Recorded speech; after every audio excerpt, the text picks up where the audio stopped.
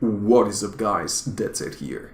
The mastery banner is on my character's back, so you know what time it is. Set dungeon talk, this time of demon hunters and the challenges they face, or lack thereof, with some footage in the background. Let's go over them. Monster difficulty is an overall set dungeon issue that I've touched upon in my previous videos, and it still very much is present in Demon Hunter dungeons as well. I've not played Demon Hunter dungeons before the PTR patch last Friday, but in the current iteration, monster tuning errs on the side of effortlessness rather than any difficulty. I assume this is in response to some unfair one-shotting issues that I've heard of in the initial version, but I'm still not convinced this is the right course to take. Yesterday I ran across Mr. Wyatt Cheng's post on Reddit about set dungeon scaling, where he explains the team's reasoning behind monster tuning in depth, essentially avoiding exploitation or inaccessibility of set dungeons by introducing tasks that are either gear independent or easier with less gear. And it does make perfect sense, but I'm still confused as to why one of the simplest solutions wasn't adopted, using the currently selected in-game difficulty and letting the player experience the set dungeon as he has chosen to experience the rest of the game. In my set dungeon experience, 99% of the problems stem from being over-geared for some AoE task that could easily be avoided if the monsters were tuned to my preferred difficulties of torments between 8 or 10.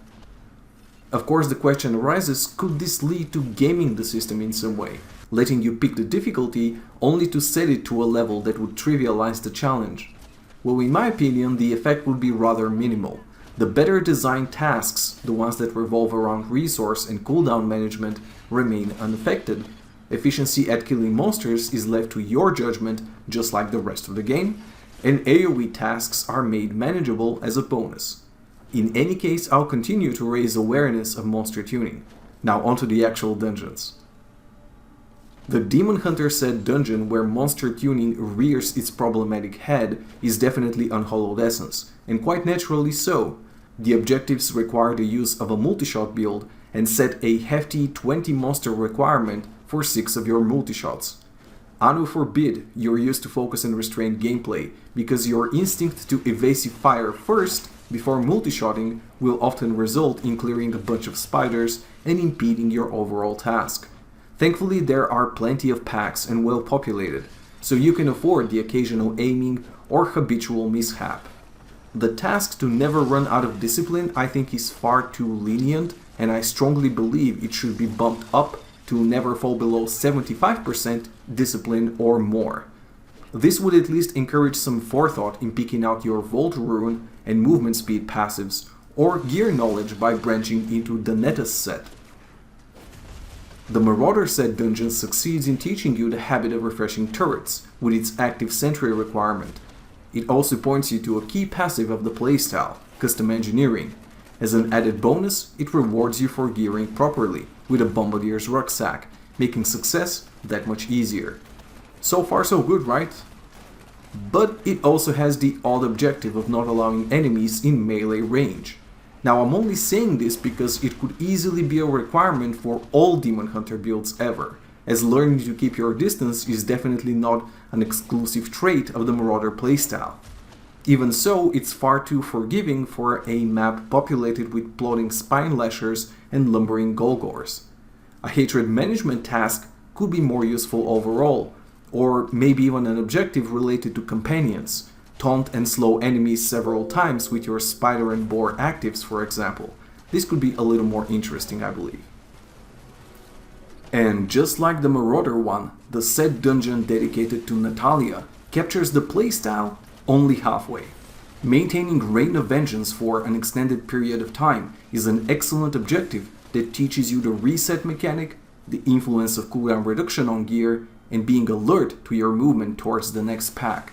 I would still bump up the required length of the task to 120 seconds, which incidentally matches my, quite inexperienced I might add, runtime of the dungeon. But what's with the odd not taking damage objective? Just like the no melee objective in Marauder, this feels attached because it's a very Demon Hunter thing to do. It doesn't help that the Battlefields of Eternity style, sprawling, wide open map is populated by the slowest monsters imaginable, zombies and unburied. I strongly vote for a replacement with a task to never run out of hatred, which is far more educational to the playstyle, considering the importance of strafing for resets. Part of the halfway there trend for Demon Hunter dungeons, the Shadow Set dungeon brings a spot-on offense objective and a tacked-on survival task. I liked chaining impale hits, as this teaches you the value of hatred and the potency of Carly's point dagger for management, as long as you're accurate. The number and length of the chains also felt good, with respect to the dungeon size and the time limit. The arcane damage avoidance objective though, it's not offensively bad, reflexes are never out of place for Demon Hunters, but feels very arbitrary and forced. I would propose something closer to the set kit, like using 10 volts for free. This teaches you the mobility mechanic of the set as well as the Chain of Shadows belt value. There are a lot of moving parts to the Shadow Set, so learning at least 2 of them from the set dungeon seems like a better use of the objective system.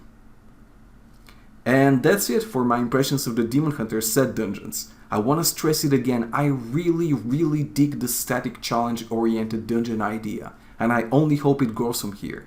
They can fulfill many purposes, not the least of which is teaching you the respective set. I'll keep a close eye on their evolution in the 2.4 PTR.